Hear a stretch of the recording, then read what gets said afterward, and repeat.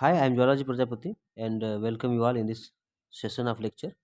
Question number 1 है the rotational inertia of a rigid body is referred to its. तो rotational inertia जो है और किस नाम से जाना जाता है? Moment of energy, moment of force, moment of inertia, moment of acceleration, किस नाम से जाना जाता है? तो रोटेशनल इनर्शिया जो होता है वो एक तरह का इनर्शिया है जो केवल रोटेशनल मोशन के केस में होता है जब कोई बॉडी रोटेट कर रहा होता है किसी एक पार्टिकुलर एक्सिस के अबाउट। तो इस केस में जो मोमेंट ऑफ इनर्शिया लिखा जाता है I equal to M R square लिखा जाता है। एक्चुअली जो रोटेशनल काइनेटिक एनर्जी है उसको के equal to 1/2 I omega square लिखा जाता है और जो ट्रांसलेशनल काइनेटिक एनर्जी होती है उसको लिखा जाता है 1/2 एम वी स्क्वायर। तो ये लीनियर काइनेटिक एनर्जी है, ट्रांसलेशनल काइनेटिक एनर्जी है और ये जो है वो रोटेशनल काइनेटिक एनर्जी है। तो होता क्या है, इन दोनों में रिलेशन होता है। रिलेशन क्या है कि जिस तरह से मास यहाँ पे जो ट्रांसलेशनल केस में जो रोल प्ले कर रहा है, सेम मोमेंट ऑफ इनर्शिया जो रोटेशनल केस में कर रहा है, और वेलोसिटी जो लीनियर वेलोसिटी है वो यहाँ पे एंगुलर वेलोसिटी ओमेगा हो गया। तो रोटेशनल इनर्शिया केस में हम सीधे सीधे कहते हैं कि इनर्शिया जो है उसका मोमेंट हो गया, मतलब मोमेंट ऑफ इनर्शिया इसके नाम से जाना जा सकता है। तो ऑप्शन नंबर सी आपका करेक्ट ऑप्शन हो जाएगा। तो कह सकते हैं कि the moment of inertia play the same role in rotational case as the mass play in the translational motion. Okay, go for the next question. The center of mass of a body, option है lies inside the body, lies outside the body, always, lies on the surface of the body, always, none of the option. तो कौन सा option correct होगा आपको बताना है। Centre of मास जो होता है किसी बॉडी का वो पॉइंट होता है जहाँ पे पूरे बॉडी का मास कंसंट्रेटेड मान लिया जाता है। Means the centre of mass is a point where the total mass of the body is supposed to be concentrated। और जब पूरे बॉडी के जब पूरा बॉडी मूव करता है तो हम केवल सेंटर ऑफ मास को ध्यान में रखकर केवल सेंटर ऑफ मास के ही वेलोसिटी को ऑब्जर्व करते हैं। तो यहाँ पे सेंटर ऑफ मास जो होता है किसी बॉडी के जहाँ मटेरियल होता है उसके अंदर भी लाई कर सकता है और मास से थोड़ा सा हट भी सकता है। मतलब जहाँ मास होगा उससे थोड़ा हट के, जैसे कि रिंग है तो रिंग से थोड़ा हट के सेंटर पर जो है मास, सेंटर ऑफ मास होता है। तो यहाँ पे चूंकि कोई मास नहीं है, सारा मास जो है इसके इस रिम पर जो है कि आपका फैला हुआ है, तो इसके सरकमफ्रेंस से फैला हुआ है, लेकिन सेंटर पे कोई मास नहीं है। तो बिना मास के, बिना यहाँ मटेरियल के जो है सेंटर लाई कर रहा है, सेंटर ऑफ मास लाई कर रहा है। तो यहाँ कह सकते हैं कि पूरे बॉडी के आउटसाइड द सेंटर ऑफ मास है। रिंग का जो है centre of mass outside of the body होता है।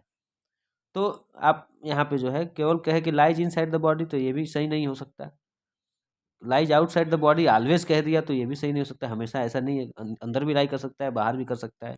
वो डिपेंड करता है कि किस तरह का शेप साइज है आपके बॉडी का, मास का डिस्ट्रीब्यूशन किस प्रकार का है। तो इसमें नन ऑफ द ऑप्शन आपका करेक्ट हो जाएगा, क्योंकि it may lies inside और outside the body. Okay, go for the next question.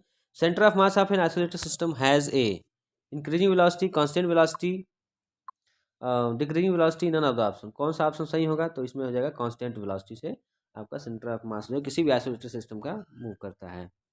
फिर नेक्स्ट क्वेश्चन है, a body of moment of inertia 3 kilogram into metre square rotating with an angular velocity 2 radian per second has the same kinetic energy as a mass of 12 kg moving with a velocity of. तो यहाँ पे आपको दे दिया है moment of inertia की value, I की value 3 kg into metre square और एंगुलर वेलोसिटी ओमेगा की वैल्यू दिया हुआ है 2 रेडियन पर सेकेंड। तो काइनेटिक एनर्जी आपको पता है, रोटेशनल काइनेटिक एनर्जी कितनी होती है? ये होती है 1/2 आई ओमेगा स्क्वायर। और यहाँ पे कहा हुआ कि अगर यहाँ पे कोई मास अगर मूव कर रहा है 12 kg का, तो उसकी लीनियर वेलोसिटी क्या होनी चाहिए? तो आप इसको कंपेयर कर दीजिए 1/2 एम वी स्क्वायर से। तो आपका 2 से 2 कैंसिल हो जाएगा और आपको यहाँ से मिल जाएगा v इक्वल टू, आप कैलकुलेट करें तो v इक्वल टू हो जाएगा under root I omega square divided by M. तो आप कैलकुलेट करेंगे तो कितनी वैल्यू हो जाएगी? अंडर रूट आई का वैल्यू है 3, ओमेगा स्क्वायर मीन्स 2 का स्क्वायर 4 डिवाइडेड बाई एम, तो एम मीन्स 12, यानी कि ये हो जाएगा वेलोसिटी आपकी 1 मीटर पर सेकेंड। तो 1 मीटर पर सेकेंड आपकी वेलोसिटी हो जाएगी। ऑप्शन नंबर ए आपका करेक्ट ऑप्शन हो जाएगा। ओके, नेक्स्ट क्वेश्चन है, a particle performing uniform circular motion has angular momentum L, if its angular frequency is doubled and its kinetic energy halved, then the new angular momentum is. तो नए angular momentum की बात कर रहा है, क्या होगा नया एंगुलर मोमेंटम। और यूनिफॉर्म सर्कुलर मोशन हो रहा है बॉडी का, एंगुलर मोमेंटम यल है, एंगुलर फ्रीक्वेंसी को डबल कर दिया जा रहा है, तो काइनेटिक एनर्जी हाफ हो जा रही है। तो पहले तो आप काइनेटिक एनर्जी का फार्मूला लिखिए। तो काइनेटिक एनर्जी का फार्मूला जो होता है वो होता है 1/2 I ओमेगा स्क्वायर। और थोड़ा सा इसमें सेटिंग करेंगे, चेंज करेंगे, आई इंटू ओमेगा लिखकर फिर ओमेगा लिख देंगे। अब आई इंटू ओमेगा जो होगा इसको आप बोलते हैं angular momentum L into omega. ये हो गया काइनेटिक एनर्जी की। तो आपको एल की वैल्यू क्या मिल जाएगी, क्योंकि L equal to I into omega ही होता है। अब ये कैसे होता है आप पीछे के लेक्चर देखेंगे तो उससे पता चल जाएगा। तो एल इक्वल टू आपको मिल जाएगा यहाँ से 2 टाइम्स के अपॉन अपॉन ओमेगा। अब यहाँ पे कंडीशन रखा हुआ है कि अगर एंगुलर फ्रीक्वेंसी को क्या कर दिया जाए, डबल कर दिया जाए और काइनेटिक एनर्जी को हाफ कर दिया जाए तो क्या होगा। तो हम इसको एल डैश लिख लेते हैं नए कंडीशन के साथ। 2 टाइम्स काइनेटिक एनर्जी को हाफ किया जा रहा है तो हम k/2 कर देते हैं, और एंगुलर फ्रीक्वेंसी को 2 टाइम्स किया जा रहा है तो आपको ये रिजल्ट दे देगा। यहाँ से 2 से 2 कैंसिल हो जाएगा, k/2 ओमेगा। अब एक काम करते हैं, यहाँ पे चूंकि ये जो नया वाला एल जो पुराना वाला एल है वो 2k/ओमेगा है, और जो न्यू आया वो k/2 ओमेगा आ गया। तो 2 का डिफरेंस देख रहे हैं आप इसको भी सेट करेंगे, इसको भी सेट करेंगे ओल्ड के साथ ताकि सब्स्टिट्यूशन हो सके। तो यहाँ पर हो जाएगा एल डैश इक्वल टू, ऊपर नीचे आप 2 से मल्टीप्लाई कर दीजिए तो 2k/4 ओमेगा हो जाएगा। मतलब ये हो गया कि यहाँ पे 2k/4 ओमेगा। तो फिर आप 2k/ओमेगा को क्या लिख सकते हैं, एल लिख सकते हैं। देखिए यहाँ पे है, तो आपका ये क्या मिल जाएगा, L/4 मिल जाएगा। तो नया एंगुलर मोमेंटम जो होगा वो ओल्ड एंगुलर मोमेंटम का 1/4 हो जाएगा। तो ऑप्शन नंबर बी आपका करेक्ट हो जाएगा। ओके, नेक्स्ट क्वेश्चन है, a thin uniform circular ring is rolling down on an inclined plane of inclination 300 without slipping. यहाँ 300 नहीं है, एक्चुअली 30 डिग्री है, वो गलती से 300 लिखा हुआ है, एक्चुअल में 30 डिग्री है। Okay, without slipping its linear acceleration along the inclined plane will be. तो पहले हम एक फिगर बना देते हैं। ये इंक्लाइंड प्लेन हो गया आपका 30 डिग्री पर, और यहाँ से कोई रिंग जो है आपका वो रिंग रोल हो रहा है नीचे की तरफ। इसका एक्सेलरेशन सपोज कर लेते हैं ए है। अब चूंकि ये डायरेक्टली नीचे नहीं आ सकता है, क्योंकि अगर डायरेक्टली अगर ये प्लेन नहीं होता, ये प्लेन नहीं होता तो ये डायरेक्टली नीचे ही आता है जी एक्सेलरेशन से। मगर इस प्लेन ने क्या कर दिया, इसके मोशन को रेस्ट्रिक्ट कर दिया और इसको इस प्लेन पे चलने के लिए मजबूर कर दिया। तो हमेशा वो जी एक्सेलरेशन से नहीं गिरेगा, बल्कि इससे थोड़ा सा चेंज्ड एक्सेलरेशन से गिरेगा। तो यहाँ पे जी की वैल्यू नहीं होगी, ए की वैल्यू जो होगी वो जी के ही कुछ हिस्से के बराबर होगी। कितनी होगी, इसका फार्मूला हमको जानकारी है, a equal to g sine theta upon 1+I/EMR²। यहाँ पर रख दीजिए वैल्यू, आपको एक्सेलरेशन ए की वैल्यू मिल जाएगी, लीनियर एक्सेलरेशन की वैल्यू जी, और साइन 30 डिग्री आपका कितना हो जाएगा, 1/2 हो जाएगा। तो g/2 डिवाइडेड बाई 1+I/mr²। तो 1+I मतलब मोमेंट ऑफ इनर्शिया है उस बॉडी का जो रोल कर रहा है इस इंक्लाइंड प्लेन पर। तो इसका मोमेंट ऑफ इनर्शिया जो होता है इसके प्लेन के परपेंडिकुलर एक्सिस से, यानी जो सेंटर से होके जा रहा हो वो होता है mr²। तो mr²/mr², तो ये भी आपका कैंसिल हो जाएगा। आपको दे देगा ए की value, A equal to G/2 divided by ये 1+1, ये भी 2 हो जाएगा। एक्चुअली ए की वैल्यू आ जाएगी G/4। तो G/4 ये जो वैल्यू है ये लेस देन जी है, यानी कि कभी भी जी एक्सेलरेशन से नहीं गिरेगा, बल्कि उसे थोड़े से कम एक्सेलरेशन से गिरेगा। क्यों, क्योंकि इसके मोशन को रेजिस्ट कर दे रहा है ये जो प्लेन है वो। तो ए की वैल्यू हमेशा लेस देन जो है जी होती है। तो ये आपका ऑप्शन नंबर सी क्या होगा, करेक्ट ऑप्शन हो जाएगा। ओके, नेक्स्ट क्वेश्चन है, moment of inertia depends on, moment of inertia किन पे डिपेंड करता है। मोमेंट ऑफ इनर्शिया जो होता है एक्चुअली वो मास की प्रॉपर्टी होती है। जिन बॉडी में मास होता है वो मोमेंट ऑफ इनर्शिया रखते हैं। और मोमेंट ऑफ इनर्शिया एक्चुअली जो है रोटेशनल केस में होता है, लीनियर केस में तो सिंपल आप लीनियर इनर्शिया बोल सकते हैं, इनर्शिया बोल सकते हैं सिंपल। वो ये कहता है कि कोई भी वस्तु है, कोई भी बॉडी है, वो तब तक रेस्ट और या मोशन के स्टेट में रहेगी जब तक उस पर कोई बाह्य बल न लगाया जाए। यानी कि एनी बॉडी कैन चेंज इस state unless any force acted upon it. तो कोई फोर्स, या अगर हम मोमेंट ऑफ इनर्शिया को कहेंगे तो रोटेशन के हिसाब से कहना पड़ेगा कि if any body is in the state of motion, rotational motion, और in the rest, it always have the tendency to be in the same state unless acted by some torque. तो यहाँ torque का नाम लेना पड़ेगा, क्योंकि यहाँ पे जो है ये रोटेशन कर रहा है, तो रोटेशनल केस में टार्क हो जाता है फोर्स इंटू आर, टाउ। तो torque tau equal to R into F लिखा जाता है। चूंकि यहाँ पे क्वेश्चन पूछा है मोमेंट ऑफ इनर्शिया किस पे डिपेंड करेगा, तो जाहिर सी बात है अलग अलग वस्तुओं का, अलग अलग बॉडी का अलग अलग मोमेंट ऑफ इनर्शिया आता है। जैसे रॉड का आप निकालेंगे तो इसका मोमेंट ऑफ इनर्शिया इसके सेंटर से इसके किसी भी एक इंड से आप निकाल लेंगे, इसका लेंथ एल है तो इसका moment of inertia M L square by 12 हो जाता है। ऐसे रिंग का है तो रिंग का एम आर स्क्वायर आता है, डिस्क है तो डिस्क का एम आर स्क्वायर बाई 2 आ जाता है। स्फीयर का अलग आता है, सॉलिड स्फीयर है तो इसका 2/5 एम आर स्क्वायर आता है। अलग अलग बॉडी का अलग अलग मोमेंट ऑफ इनर्शिया है, और अलग अलग एक्सिस से भी जो है अलग अलग मोमेंट ऑफ इनर्शिया निकल के आता है। सेंटर से निकालेंगे कुछ और आएगा, टेंजेंट से निकालेंगे कुछ और आएगा। तो इससे जो है आप पता कर सकते हैं कि किन किन पर डिपेंड करता है। पहला है डिस्ट्रीब्यूशन ऑफ पार्टिकल, जाहिर सी बात है डिस्ट्रीब्यूशन ऑफ पार्टिकल पर डिपेंड करेगा। मास का डिस्ट्रीब्यूशन किस प्रकार का, लेंथ पर डिस्ट्रीब्यूटेड है कि एरिया में डिस्ट्रीब्यूटेड है या कि पूरे वॉल्यूम में डिस्ट्रीब्यूटेड है, कहाँ डिस्ट्रीब्यूटेड है, तो उस पर डिपेंड करेगा। तो पहला ऑप्शन करेक्ट है आपका। फिर इसमें दिया हुआ है मास, मास पे डिपेंड करता है, हाँ बिल्कुल मास पे डिपेंड, मास की प्रॉपर्टी है, मास पे डिपेंड करेगा। ओके, तो ये भी सही हो जाता है। Position of axis of rotation, axis of rotation कहाँ से जा रहा है, सेंटर से जा रहा है या फिर इसके टेंजेंट से जा रहा है या इसके प्लेन के परपेंडिकुलर जा रहा है। तो डिफरेंट डिफरेंट एक्सिस से different different movement of inertia निकल के आता है। तो इसलिए इसमें जो ऑप्शन नंबर डी होगा वो सही हो जाएगा, ऑल ऑफ दीज, सभी पर डिपेंड करता है।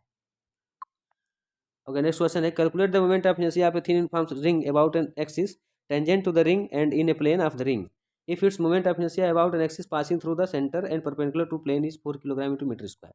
तो सवाल ये कह रहा है कि आपके पास एक यूनिफॉर्म सर्कुलर रिंग है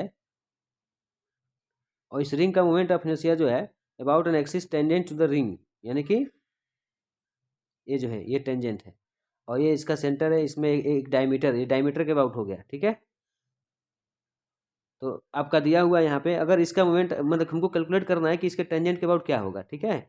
और दिया हुआ है यहाँ पे कि if its moment of inertia about an axis passing through the centre and perpendicular to the plane, यानी कि अब ये जो है यहाँ पे ये डायमीटर नहीं है बल्कि ये जो इसका ये जो इसका प्लेन है, जिस प्लेन में लाई कर रहा है रिंग, इसके ठीक परपेंडिकुलर एक्सिस, यानी ये जो पेज है आपका इसके ठीक नॉर्मल सेंटर से होकर जा रहा है वो, ये सीधे परपेंडिकुलर इस एक्सिस के अबाउट दिया हुआ है। वो दिया हुआ है आई की वैल्यू आपका, मान लीजिए ये दिया हुआ है कितना दिया हुआ है, 4 किलोग्राम इंटू मीटर स्क्वायर दिया हुआ है, ठीक है।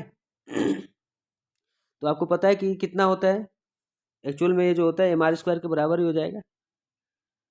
एम आर स्क्वायर आपने पढ़ा है, एम आर स्क्वायर होता है रिंग का मोमेंट ऑफ इनर्शिया उसके प्लेन के जस्ट परपेंडिकुलर एक्सिस के अबाउट जो सेंटर से होकर जा रहा है, एम आर स्क्वायर होता है। ये आई की वैल्यू दिया हुआ है, यानी 4 kilogram into metre square M R square की वैल्यू होगी।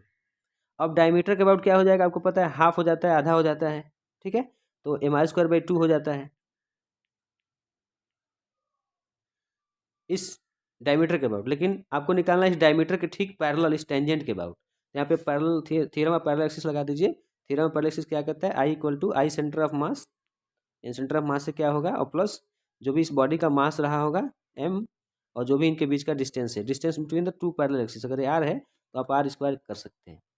और यहाँ पे दिया हुआ है आई सेंटर ऑफ मास, अभी डायमीटर के अबाउट आपको मैंने बताया एम आर स्क्वायर बाई 2 हो जाएगा। तो M R square by 2 plus M R square, तो कितना आ जाएगा 3/2 एम आर स्क्वायर। और एम आर स्क्वायर की वैल्यू यहाँ पे दिया हुआ है 4 किलोग्राम इंटू मीटर स्क्वायर, आप रख देंगे यहाँ पे 4, तो आपको यहाँ पे मिल जाएगा 6 एम आर स्क्वायर, मीन्स ये जो है 6 kilogram into metre square. M R square की वैल्यू आपने कितनी रखी है 4 किलोग्राम इंटू मीटर स्क्वायर, तो आपका केवल यहाँ पे 6 किलोग्राम इंटू मीटर स्क्वायर आ जाएगा, नॉट एम आर स्क्वायर। यहाँ पे मिल जाएगा आपको 6 किलोग्राम इंटू मीटर स्क्वायर। तो ऑप्शन नंबर सी आपका करेक्ट ऑप्शन हो जाएगा। Okay, go for the next question. कह रहा है कि if a body is rotating about an axis passing through its centre of mass then its angular momentum is directed along. कोई body है, ठीक है, वो रोटेट कर रहा है किसी एक्सिस के अबाउट जो कि उसके सेंटर से पास कर रहा है, यानी सेंटर ऑफ मास से पास कर रहा है, तो जो उसके एंगुलर मोमेंटम की दिशा होगी वो किधर होगी ये आपको बताना है। तो आपको पता है कोई बॉडी है, सपोज करिए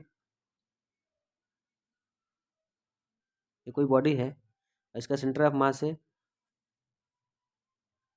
ठीक है, और इसके सेंटर ऑफ मास से इसके अबाउट रोटेट कर रहा है, तो जो भी एंगुलर मोमेंटम होता है आपका, अगर कोई भी है, अगर मान लो कि आपका वी वेलोसिटी से मूव कर रहा है, तो आपका जो एंगुलर मोमेंटम होता है वेक्टोरियल इक्वल टू वो आर इंटू पी होता है।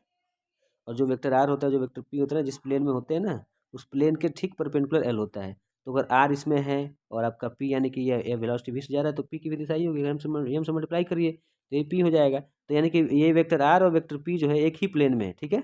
तो इस प्लेन के परपेंडिकुलर जो एक्सिस होगा वह एंगुलर मोमेंटम की एक्सिस हो जाएगी। तो हमेशा ये एक्सिस ऑफ रोटेशन ही होता है, जो भी इसका एंगुलर मोमेंटम दिशा होगी वो एक्सिस ऑफ रोटेशन हो जाएगा। तो ऑप्शन नंबर डी आपका करेक्ट ऑप्शन हो जाएगा। Okay, go for next question. The moment of inertia of uniform circular disc about the diameter is I and its moment of inertia about an axis perpendicular to its plane passing through the point on its rim will be। तो question का कहना क्या है? Question का कहना है कि आपके पास कोई सर्कुलर डिस्क है, सपोज करिए ये आपके पास सर्कुलर डिस्क है, इसके डायमीटर के अबाउट मोमेंट ऑफ इनर्शिया कह रहा है कि आपको जानकारी है। ये कितना है? ये बोल रहा है आई है, और आपको पहले से पता है कि अगर इसका मास एम हो और इसका रेडियस अगर आर हो तो डायमीटर के बाद मोमेंट ऑफ इनर्शिया कितना होता है। सेंटर के ठीक सेंटर से पास करने वाला उसके प्लेन के परपेंडिकुलर की अगर बात की जाएगी तो प्लेन के परपेंडिकुलर होता है mr²/2 और उसका हाफ हो जाता है डायमीटर के अबाउट, तो ये हो जाता है mr²/4। Okay, mr²/4। तो ये आपका जो है डायमीटर के अबाउट हो गया mr²/4। ठीक है, ये आई की वैल्यू हो गई एक्चुअली। अब आपसे पूछ क्या रहा है कि मोमेंट ऑफ इनर्शिया आपको बताना है इसके प्लेन के उस एक्सिस के अबाउट जो कि पास कर रहा है उसके प्लेन से और उसके रिम से होके जा रहा हो और उसके प्लेन के परपेंडिकुलर होना चाहिए, यानी कि ये एक्सिस यहाँ से इसके प्लेन के परपेंडिकुलर होके जाएगा। ठीक है, तो इसके अबाउट आपको बताना है। तो डायमीटर के अबाउट आपको जानकारी है mr²/4 होता है, तो सिंपल सी बात है इसके प्लेन के परपेंडिकुलर सेंटर से जाने वाला कितना हो जाएगा? mr²/2 हो जाएगा। ओके, अब इसके ठीक जो है इसके प्लेन के जो परपेंडिकुलर है इसके ठीक पैरेलल ये है, तो थ्योरम ऑफ पैरेलल एक्सिस से क्या हो जाएगा? I = simply mr²/2 and plus जो भी बॉडी का मास होगा m और r², तो कितना हो जाएगा? 3/2 mr²। अब आप इसमें क्या करिए 2 से ऊपर नीचे मल्टीप्लाई कर दीजिए तो आपको हो जाएगा यहाँ पे 3 2 × 6 हो जाएगा 6 mr²/4। और mr²/4 को आप क्या लिख सकते हो? यहाँ पे आई दिया हुआ है तो आपका 6 टाइम्स आई हो जाएगा, यानी 6 times I moment of inertia आपका आंसर हो जाएगा। Okay, thanks for watching.